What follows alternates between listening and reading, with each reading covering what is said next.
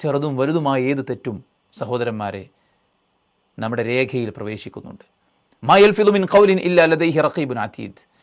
ഒരു വാക്കും എഴുതപ്പെടാതെ പോകുന്നില്ല. എല്ലാ ചെറുതും വലുതും രേഖപ്പെടുത്തപ്പെട്ടുകൊണ്ടിരിക്കുന്നു. പരലോകത്ത് ഗ്രന്ഥം നീട്ടപ്പെടുമ്പോൾ മനുഷ്യനും പറയും, മാലി ഹാദൽ കിതാബ് ലാ യുഗാദിറു സഗീറതൻ വലാ കബീറതൻ ഇല്ലാ അഹ്സാഹ. ഇതെന്ത് കിതാബാണ്, ചെറുതും വലുതുമായ എല്ലാം ഇതിനകത്ത് രേഖപ്പെട്ട് കിടക്കുന്നുണ്ടല്ലോ. ഞാൻ ചെയ്ത രഹസ്യവും പരസ്യവും എല്ലാം ഇതിനകത്തുണ്ട്. അതുകൊണ്ട് തന്നെ ചെറുതല്ലേ എന്ന് വിചാരിച്ച് നിസാരമായി കാണരുത്. ചെറുത് വലുതിലേക്ക് നയിക്കും. ചെറുത് കുമിഞ്ഞുകൂടി വൻ പാപങ്ങളായി മാറും. ചെറുത് വീണ്ടും വീണ്ടും തെറ്റ് ചെയ്യാനുള്ള പ്രേരകമാകും.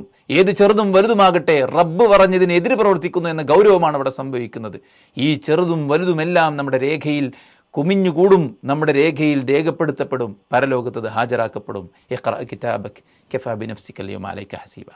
നിന്റെ കിതാബ് വായിച്ചു നോക്കൂ, നിന്നെ ഹിസാബ് ചെയ്യാൻ ഇത് മാത്രം മതി എന്ന് പടച്ച റബ്ബ് പരലോകത്ത് പറയും. ഫമൻ യഅമൽ മിസ്ഖാല ദർറത്തിൻ ഖൈറൻ യറ.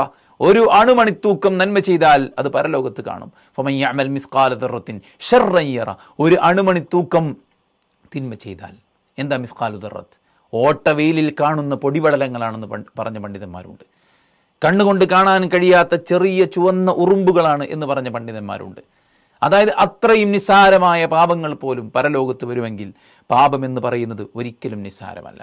അതിൽ ആസ്വാദനം കണ്ടെത്തി ജീവിക്കുന്നവർക്ക് അത് വിനയായി മാറും. അതാണ് ഇമാം ബക്കർ ബിൻ അബ്ദുല്ല അൽ മുസ്നി റഹിമഹുല്ല പറഞ്ഞത്, മൻ അതൽ മഅസിയ വഹുവ യദ്ഹക് ദഖല അന്നാർ വഹുവ യബ്കി. തിന്മകളിൽ ആസ്വാദനം കണ്ടെത്തി, തിന്മകളിൽ സന്തോഷം കണ്ടെത്തി, വീണ്ടും വീണ്ടും ചെയ്യാനുള്ള വ്യഗ്രതകൾ മനസ്സിലുണ്ടായി, ഏറ്റവും നല്ല സുഖലോലുപതയിൽ സന്തോഷത്തിൽ കഴിച്ചു കൂട്ടുന്ന മനുഷ്യൻ പരലോകത്ത് ദഖല അന്നാർ വഹുവ യബ്കി, നരകത്തിൽ കടന്നവൻ കരയേണ്ടി വരും.